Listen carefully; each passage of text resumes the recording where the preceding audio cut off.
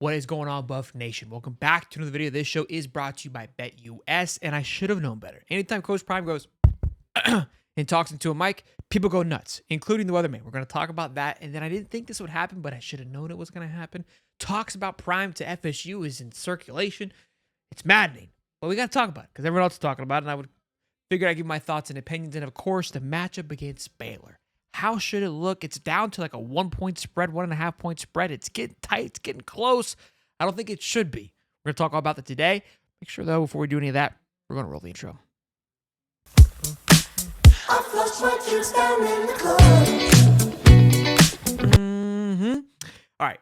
During the presser on Tuesday, there was an altercation. What do you call it, an altercation? This guy brings up the weather. And Coach Prime goes, who do you use?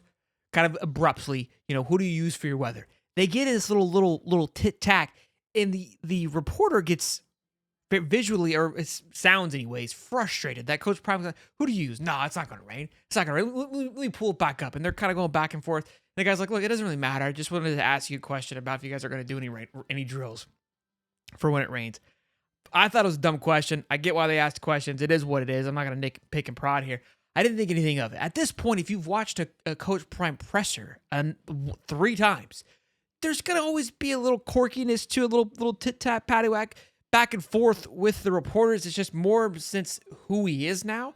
Again, I get why it, I guess, creates stories, right? Because most coaches just sit there with this dull look on their face and give you coach talk. Coach Prime does the exact opposite of that, which is why people tune into it, because it does give you some little flavor to a little juice. I enjoy it. I watched it and I go, man, this is going to turn into something. I didn't think to talk about it because it's like, who cares? We got Fox Weather reporting it, arguing about the rain and who's right and who's not right. Coach Prime said, I'm a better weatherman. And it was hilarious. I thought it was funny. I didn't think too much of it. I figured we'd discuss it. Who cares? And here's a good point. I love what he's saying. Why am I going to prepare for something, like put a full thought process into something that may or may not happen? Look, from the media perspective, us as people guys that talk about it as well, look, we find things to get worked up about, whether it's the rain, whether it's going from East Coast to West Coast, elevate, all these things. It's what it is. When we get bored, we got to find what's going to affect how these guys play. And sometimes it does. It does have a factor on it. These kids playing the rain, been playing the rain their whole life. We're going to do a special drill, like he said, take time out of our day for something that may or might not happen. You should be preparing for that at all times. Hang on to the ball. Rain, sleet, or snow. Hang on to the damn ball. I didn't think it was much, but we figured we'd talk about it. And then, of course, don't shoot, okay? I can see it already. What do we do? This wasn't me. I saw it. I was doing some digging, getting ready for the show. Wanted to see if anything was, going nuts before we talked about Baylor. And of course, here we go. I come across this. Now, here's the thing, not to panic. FSU's not moving on from Mike Norvell anytime soon. They owe that man $70 million to buy him out. That man just signed a fatty contract last year after they went 13-1 before, they didn't make the playoffs. 13-1. They are 0-4 since they're going 13-0, by the way. So obviously there's a sense of panic happening at Florida State, and reasonably so. Reasonably so, I understand that completely, what's happening there. So there's speculation, and again, the odds came out, which Vegas gets bored, I guess, and they said that, and I believe this. If the things were to happen, if things were to move, yes, I would not be surprised if Coach Prime would be on top of the list. And if there's one school that would threaten Coach Prime to leave in Colorado, you got to think it's FSU's alma mater. That is what it is. That is what it is. But I don't see this thing being anywhere close within the next year, 2 years possibly. People are freaking out on Norvell. I get it. The guy just took him 13-0. So has a healthy recruiting class. Probably overreaction here. Wanted to kind of come in and talk about it because I thought it was a bit much. So, do with as you will. But the media is going to ride with it because they know it's going to get people riled up. But I promise you, this thing is well in the future. I guess it's a slow week. I don't know. There's plenty to talk about, but I guess not. Now, let's dive into Baylor at Colorado. Again, I think this line has moved. This line has moved since we got this created graphic from BetUS. Again, this show is brought to you by BetUS. And when you use the code YouTube150, you get back 150% on the first 2 deposits up to $2,000 and then $125 on your third deposit. So be sure to use the code YouTube150. And I believe, I want to say as of last night, it was down to -1 on BetUS. Again, these lines are constantly fluctuating, so you got to keep around and get the best bet that you can get. But I look, -2, -3, 4. I like the Buffs all day, and let's talk about it. I want to break it down by the numbers here for you guys. So when you take a look at this, let's not panic. Take all these numbers into consideration. Take a step back for a second. Understand there's only been 3 games played.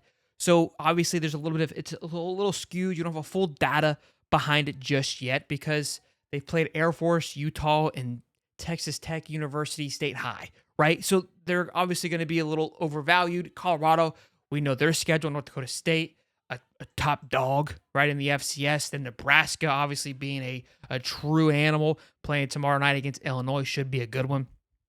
Nebraska's favored by 9. I like Illinois to kind of sneak up there. And then, of course, Colorado State, which I argue is going to probably was their worst competition thus far. Baylor, yeah, probably not so much. And a little bit of a quarterback war as well. But defensively, Baylor ranks 13th. Now, I don't know if anybody knows this or not, but Utah is up 23-0 on Baylor. 7 of those points came from a turnover on the 1-yard line, poked it in. So keep that in mind too, again. And then they played against Air Force and Texas Tech University State High. You know what I'm talking about. So very, very skewed there because Baylor or Utah absolutely obliterated Baylor. And Utah is like a Venus flytrap is what I call Kyle Whittingham. He basically just sits there, you land on it, you think you're kind of chilling, and then just sucks you right up and kind of woos you and doos you. Utah is not going to really explode. Cam Rising was dealing with an injury. A lot of those things, right? So keep that into perspective. Defensively, Colorado, I think we can all argue for the last 6 quarters has looked very sharp. The linebacker play has been exceptional. Defensive line has looked much, much better. And the cornerback room, one of the tops in the country. Offensively, you see it's pretty close. Buffs take the edge there. And again, Baylor ranked 78th.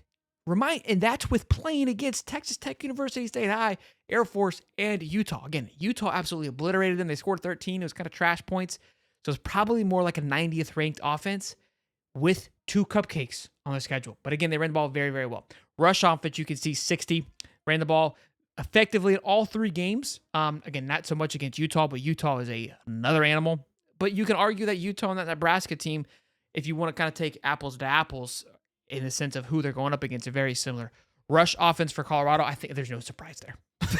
I don't think I'm knocking anybody's socks off with this one. I don't think Colorado's looking to run away with the offensive anyways. Passing offense, don't think I'm knocking any socks off with this one either. Ranking 9th to 80th.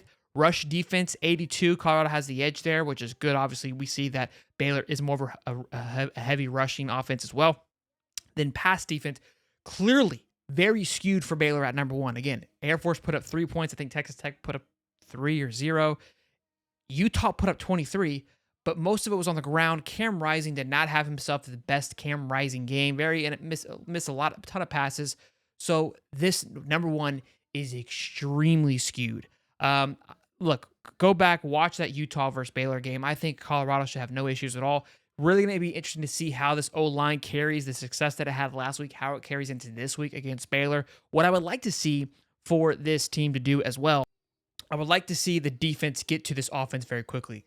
Bring in some blitz, some packages to really get to the quarterback. The quarterback play, obviously, they're going between 2 right now. Disrupt that as soon as you possibly can if you are Colorado. And what I would like to see Colorado do as well, too, I think they kind of, last game, I feel like they approached it much better offensively. They've got a mindset. They've got an idea of how they want to function and maybe sometimes get too caught up in the direction they're headed and not able to, let's say, convert or adjust to what's being given to them, right? Take what's given to you and not trying to always create opportunities. I think that's going to be huge for Colorado to have success in the Big 12 this year is take what is given to you. And look, Utah, mad respect for that program and what Kyle Whittingham does. It's exactly what he does. Again, that Venus flytrap.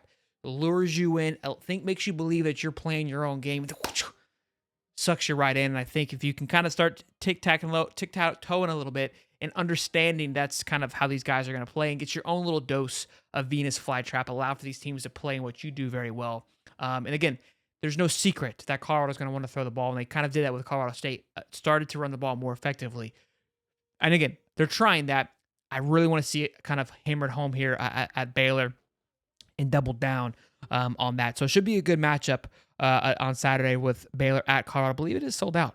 They're absolutely cooking there at Colorado. The fandom is nuts, as it should be. It's a very exciting time for Colorado. This is an opportunity to get 3-1. Great start to the season, similar to last year. But look, this Pac-12 conference schedule, it is a daunting schedule, but it is a very winnable schedule, which we've talked about time and time again. So It will be a fun one to watch. If you guys are enjoying the content, of course, you know what to do. Smash the like button, subscribe. Let me know in the comment section. Give me a score prediction, what you're feeling, thoughts on what we talked about today. And of course, this show is brought to you by BetUS. I'll see you guys in the next one. Peace and love, baby.